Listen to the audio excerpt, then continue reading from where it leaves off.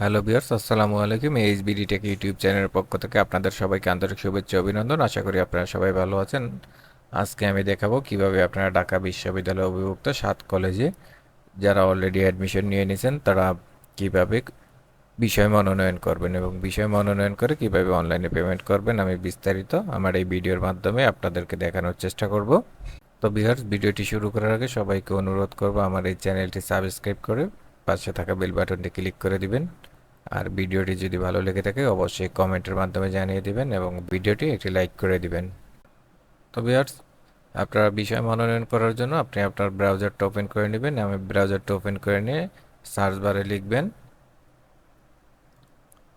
7college.du.ac.bd। এটা লিখে enter press করে দিবেন। এন্টার প্রেস করে দেওয়ার পরে 7 কলেজের ওয়েবসাইটটা আপনার সামনে চলে আসবে। এখান থেকে আপনি লেখা আছে home, form fill up, admission, result, syllabus, college. তো এটার জন্য আপনি এখন অ্যাডমিশনে ক্লিক করে দিবেন। অ্যাডমিশনে ক্লিক করে দেওয়ার পরে আপনার সামনে এরকম একটা এন্টারপেজ চলে আসবে। এখান থেকে আপনি লগ ইন অপশনটাতে ক্লিক করে দিবেন। বাম পাশে কর্নারে যে লগ ইন লেখাটা আছে এই লগ ইনটাতে আপনারা ক্লিক করে দিবেন। তো লগ ইনে ক্লিক করে দেওয়ার পর আপনি এখানে দেখাচ্ছে যে লগ ইন করার জন্য উচ্চ মাধ্যমিক রোল নাম্বার, উচ্চ মাধ্যমিক বোর্ড, পাসিং ইয়ার অবশ্যই 2022, মাধ্যমিক রোল নাম্বার এগুলো এখানে দিতে হবে। তো প্রথমে আপনি এইচএসসি রোল নাম্বারটা দিয়ে দিবেন। এইচএসসি রোল নাম্বার দেওয়া হয়ে গেলে আপনি এখানে বোর্ডটা সিলেক্ট করে দিবেন। বোর্ড সিলেক্ট করে দেওয়ার পরে পাসিং ইয়ার অটো সিলেক্ট থাকবে, নিচে আপনি এই এসএসসি রোল নাম্বারটা দিয়ে দিবেন। এসএসসি রোল নাম্বার দেওয়া হলে আপনি এখানে দাখিল করুনে ক্লিক করে দিবেন। দাখিল করুনে ক্লিক করে দেওয়ার পরে আপনার সামনে এরকম একটা এন্টারপেজ আসবে। এখানে লেখা আছে যে আবেদন ফি, রেজাল্ট, বিস্তারিত ফর্ম, বিষয় মনোনয়ন।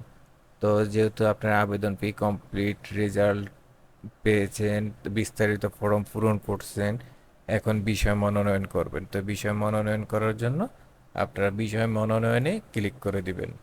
বিষয় মনোনয়নে ক্লিক করে দেওয়ার পরে আপনার সামনে এরকম একটা অপশন চলে আসবে। এখানে লেখা আছে অটো মাইগ্রেশন চালু অবলিক বন্ধ। তো আপনি কি অটো মাইগ্রেশনটি চালু করবেন না বন্ধ করবেন? তো এটা করার জন্য অটো মাইগ্রেশন যদি আপনি চান চালু রাখতে পারবেন, এখন আপনি চাইলে বন্ধও করে রাখতে পারবেন। তো আপনি এটার জন্য এখানে ক্লিক করে দিবেন অটো মাইগ্রেশন চালু এবং বন্ধ, এটাতে ক্লিক করে দিবেন। এটাতে ক্লিক করে দেওয়ার পরে আপনি যখন বিস্তারিত ফর্ম পূরণ করছেন তখন আপনার ইমেইলে একটা পাসওয়ার্ড দিয়ে দিয়েছে 7 কলেজের ওয়েবসাইট থেকে। তো আপনার ওই ইমেইলে যে পাসওয়ার্ডটা পেয়েছিলেন এখানে আপনার ইমেইলে প্রাপ্ত পাসওয়ার্ডটা এখানে দিতে হবে। তো আমি এখন এখানে ইমেইলে প্রাপ্ত পাসওয়ার্ডটা এখানে দিয়ে দিব।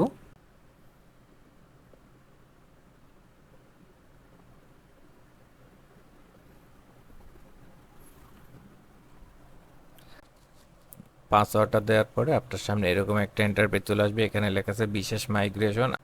আপনি কি বিষয় মাইগ্রেশন করতে ইচ্ছুক? নিচে দুটো অপশন আছে, আসন শূন্য সাপেক্ষে আপনার পছন্দ ক্রম অনুযায়ী বিষয় পরিবর্তনে আগ্রহী, নিচে আছে বিষয় পরিবর্তনে আগ্রহী নয়। আপনি যদি বিষয় মনোনয়ন করতে চান তাহলে উপরটা ক্লিক করে দিবেন, যদি বিষয় মনোনয়ন করতে না চান তাহলে নিচেরটা ক্লিক করে দিবেন। আপনি যদি বিষয় মাইগ্রেশন করতে চান তাহলে উপরে ক্লিক করে দিবেন, বিষয় মাইগ্রেশন করতে না চাইলে নিচে ক্লিক করে দিবেন। তো আমি যেহেতু বিষয় মাইগ্রেশন করব তো আমি উপরে ক্লিক করে দিয়ে এখানে দাখিল করুন লেখা আছে, এখানে দাখিল করুনে ক্লিক করে দিবেন।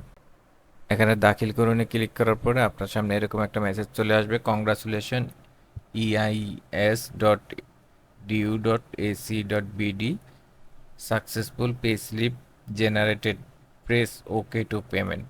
তো আপনাকে এখানে পেমেন্টটা কমপ্লিট করতে বলতেছে। আপনি পেমেন্ট কমপ্লিট করার জন্য ওকে বাটনে ক্লিক করে দিবেন। ওকে বাটনে ক্লিক করে দেওয়ার পরে আপনার সামনে এরকম একটা এন্টারপেজ চলে আসবে। এখানে আবেদনকারীর নাম আসবে, উচ্চ মাধ্যমিক রোল নাম্বার, মোট টাকার পরিমাণ 4 সহ 3041 টাকা অফেরতযোগ্য। এখানটাতে ক্লিক করে দিবেন। এখানটাতে ক্লিক করে দেওয়ার পরে আপনার সামনে এরকম একটা ইন্টারপেজ চলে আসবে। আপনি এই অপশনগুলোর মাধ্যমে পেমেন্টটা কমপ্লিট করতে পারবেন। তো পেমেন্ট কমপ্লিট করার জন্য আপনার এখানে লেখা আছে গো ফর পেমেন্ট এবং ক্লোজ। আপনি যদি পেমেন্ট করতে চান তাহলে গো ফর আপনি যদি পেমেন্ট করতে চান তাহলে গো ফর পেমেন্টে ক্লিক করে দিবেন, আর যদি পেমেন্টটা ক্যান্সেল করতে চান তাহলে এখানে ক্লোজে ক্লিক করে দিবেন। তো আমি যেহেতু পেমেন্ট করব, তো আমি এখন গো ফর পেমেন্টে ক্লিক করে দিব। গো ফর পেমেন্টে ক্লিক করে দেওয়ার পরে একটু লোড নেবে, লোড নেওয়ার পরে আপনার অপশন চলে আসবে। এখানে card, mobile banking, net banking. তো আমি যেহেতু মোবাইল ব্যাংকিংয়ের মাধ্যমে পেমেন্ট করব, আমি এখানে মোবাইল ব্যাংকিংয়ে ক্লিক করে দেব। মোবাইল ব্যাংকিংয়ে ক্লিক করে দেওয়ার পরে আপনার সামনে এরকম কয়েকটা মোবাইল ব্যাংকিংয়ের অপশন চলে আসবে। আপনি এখানে যে কোনো একটা মাধ্যমে আপনি আপনার পেমেন্টটা কমপ্লিট করতে পারবেন। তো আমি যেহেতু বিকাশের মাধ্যমে পেমেন্ট কমপ্লিট করব, আমি বিকাশ সিলেক্ট করে দিলাম। বিকাশ সিলেক্ট করে আমি স্ক্রল করে নিচে চলে আসলাম। এখানে লেখা আছে পে 3037 টাকা 97 পয়সা বিডিটি। এই অ্যামাউন্টটার উপরে আমি ক্লিক করব। অ্যামাউন্টটার উপরে ক্লিক করার পরে আপনার সামনে এরকম একটা ইন্টারফেস চলে আসবে, পেমেন্ট গেটওয়ে। বিকাশের পেমেন্ট গেটওয়েটা চলে আসবে। এখানে আপনার বিকাশ নাম্বারটা দিয়ে দিবেন। বিকাশ নাম্বারটা দেওয়ার পরে আপনি এখানে কনফার্মে ক্লিক করে দিবেন। কনফার্মে ক্লিক করে দেওয়ার পরে আপনার মোবাইলে একটা ভেরিফিকেশন কোড যাবে, কোডটা এখানে এন্ট্রি করে দিতে হবে। তো আমি কোডটা দিয়ে দিচ্ছি। কোডটা দেওয়ার পরে আবার কনফার্মে ক্লিক করে দিবেন। কনফার্মে ক্লিক করে দেওয়ার পরে আপনার বিকাশের যে পিন নাম্বারটা আছে, এখানে আপনি আপনার বিকাশের পিন নাম্বারটা দিয়ে দিবেন। পিন নাম্বারটা দিয়ে আপনি নিচে কনফার্মে ক্লিক করে দিবেন। কনফার্মে ক্লিক করে দেওয়ার পরে আপনার পেমেন্টটা কমপ্লিট হয়ে যাবে। তো আমার পেমেন্টটা কমপ্লিট হয়ে গেছে। কমপ্লিট হয়ে যাওয়ার পরে আপনি পেমেন্ট যে রসিদটা আছে, ওই রসিদটা আপনি এখান থেকে ডাউনলোড করে নিতে হবে। ফি প্রাপ্তি রসিদে ক্লিক করে দিবেন। ফি প্রাপ্তি রসিদে ক্লিক করে দেওয়ার পরে আপনার সামনে এরকম একটা পেজ চলে আসবে। পেজটা চলে আসলে আপনি স্ক্রল করে নিচে চলে আসবেন। নিচে চলে আসার পরে এখানে দেখেন যে আপনি পেমেন্ট করেছেন, ওই পেমেন্টের পে রিসিপ্টটা এখানে চলে আসছে। তো এখানে আপনি পে রিসিপ্টটা এখান থেকে ডাউনলোড করে প্রিন্ট করে নেবেন। তো আমি এখন এখান থেকে ডাউনলোড করার জন্য পে রিসিপ্ট অপশনটাতে ক্লিক করে দিব। লেখাটাতে ক্লিক করে দিলে আপনার যে পেমেন্টের রিসিপ্টটা এখানে প্রিভিউ আকারে চলে আসবে। আপনি চাইলে এখান থেকে ডাউনলোডও করে নিতে পারবেন, আর চাইলে প্রিন্ট করে নিতে পারবেন। তো আমি ডিরেক্ট এখান থেকে প্রিন্ট করে নিয়ে নিচ্ছি। তো ভিউয়ার্স, আপনি চাইলে এভাবে আপনি আপনার বিষয় মনোনয়ন কমপ্লিট করতে পারবেন। তো ভিউয়ার্স, সবাইকে অনুরোধ করব, আমার এই ভিডিওটি যদি আপনাদের ভালো লেগে থাকে, আপনাদের যদি উপকারে আসে, তাহলে অবশ্যই আমার চ্যানেলটি সাবস্ক্রাইব করে দেবেন, পাশে থাকা বেল বাটনটি ক্লিক করে দিবেন। আর কেউ যদি বিষয় মনোনয়ন করতে কোনো সমস্যার সম্মুখীন হয়ে থাকেন তাহলে কমেন্টের মাধ্যমে জানিয়ে দেবেন, তাহলে আমি সমাধান করে দেওয়ার চেষ্টা করব।